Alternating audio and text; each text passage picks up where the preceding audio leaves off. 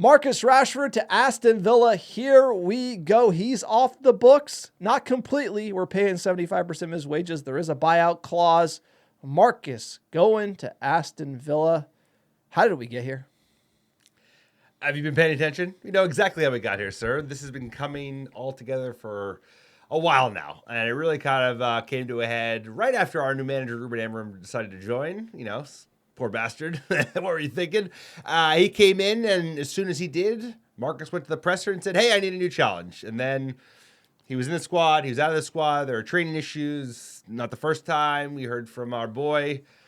He's had training issues before. So at the end of the day, we needed to get a deal done. Lots of clubs interested. I think even fewer that were actually interested in buying him or paying for his services. So a lot of clubs that were quote unquote interested, very, very few were actually interested in doing a deal for him. We got lucky on this one. Let's be honest.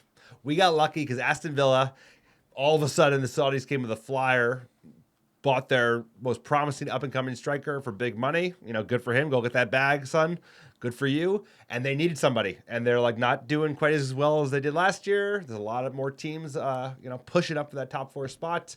And they need a player. He's an option. Late in the window, they did us a huge fucking favor. 75% of his wages is the coverage. It's an option to buy, not like an obligation.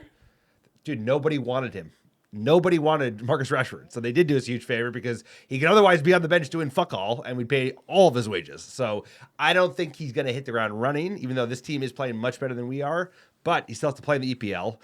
Unai Emery doesn't fuck around. He's got a team full of really, really hardworking teammates. So like the bar is a lot higher actually at Villa around training than it is today.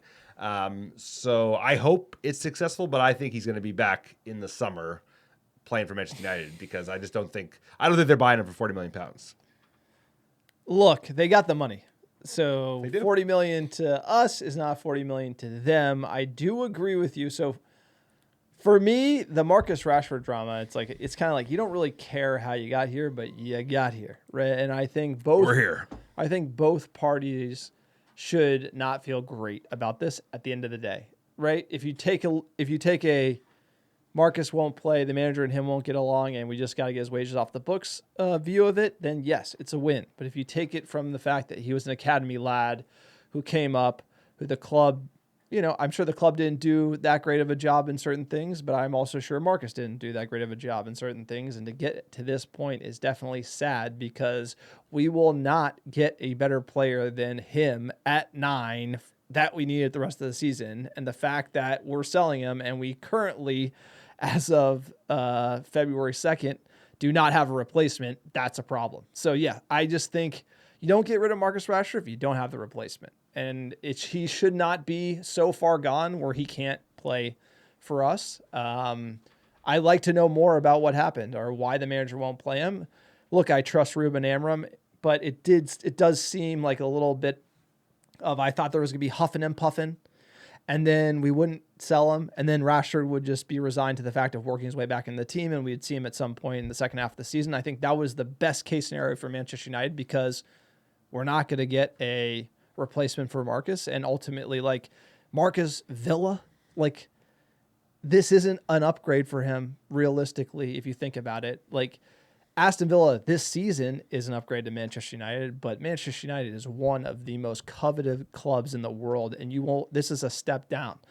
It might not be a step down right now, but it is a step down overall, and I just don't think he realizes it yet. I think there's a lot of spite here.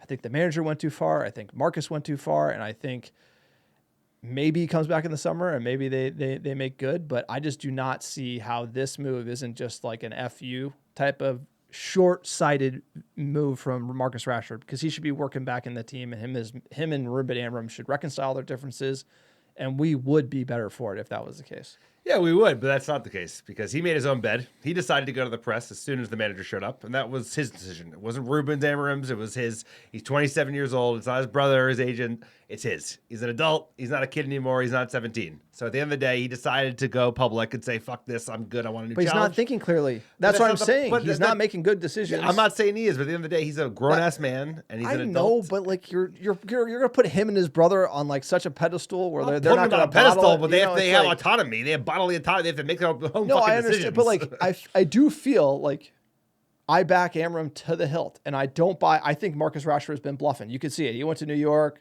Belfast last year. Like Dude, work ethic on the pitch, we could tell by his just working on the pitch. Of course, but walking on the pitch, Belfast, China White Club, New York City, he has made all the errors.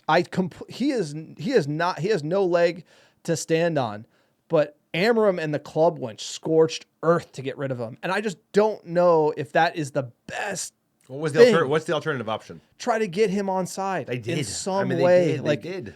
You know that we would be better if he was like trying hard and on the pitch for Manchester United for the second half of the season. We would be way better off than this. And so like I think that there could have been a way to like come back from that. Like Garnacho came back from it. Why can't Rashford, you know? Because Garnacho's 20 and he has a point to prove, and Rashford doesn't think he has a point to prove. We're paying him to play for Villa. The problem is it's not on us. We can't make an individual like work hard. You have to motivate them, but at the end of the day, it's up to a player to show up early, stay late, work their fucking ass off, bide their time like Amad Diallo did. We don't score goal. But that's not the point. The point is we can't convince Marcus Rashford to like care enough to work hard at training. He doesn't give a shit. So I don't think it's as simple as that.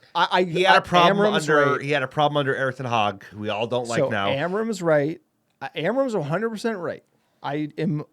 Everything he said is 100% right. I'm just saying that if you took the bigger picture, we are not like if we had surplus attacking requirements, like Anthony's to hit form or somebody else, or Højlund was scoring like 10 in the league. You know, if we had something, dish him. We are kind of they should be getting something. We're not in a position of strength. They should be getting something in. That's the problem that I have is like him playing 9 for United would go a long way right now because we're so desperate for goals.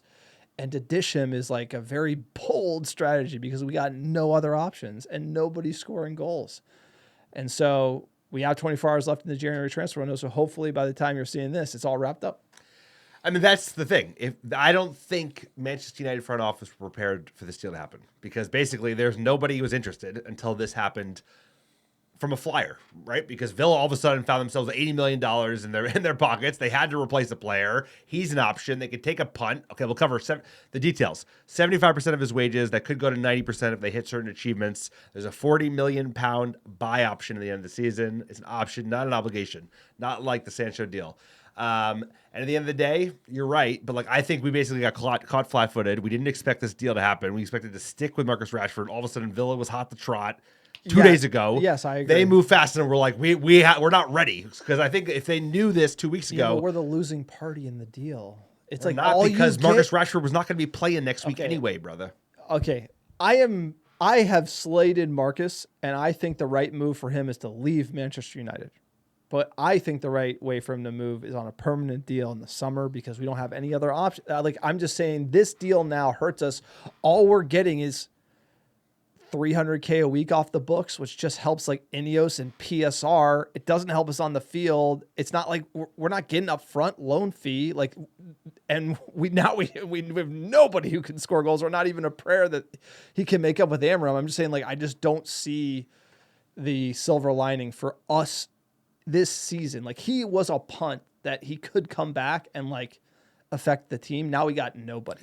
I think you're underestimating the fact that he might have had like a very negative personality in the dressing room, and that the manager's probably in the position where he's like, I'd rather have no bluffers than a bluffer that can maybe get me a goal because like I'm trying to build mentality. So like if Malacia, if Anthony, if Rashford are personalities I don't want around, I'd rather have nobody or rely on an academy lad than guys who are going to bring down morale. Because like there was a video that circulated weeks ago when he was in the squad where he went on pre-training and he was fucking like walking around, and like that ain't good for morale. So you want to have everybody like dialed into training, and maybe it's by not having passengers who are just like going through the motions.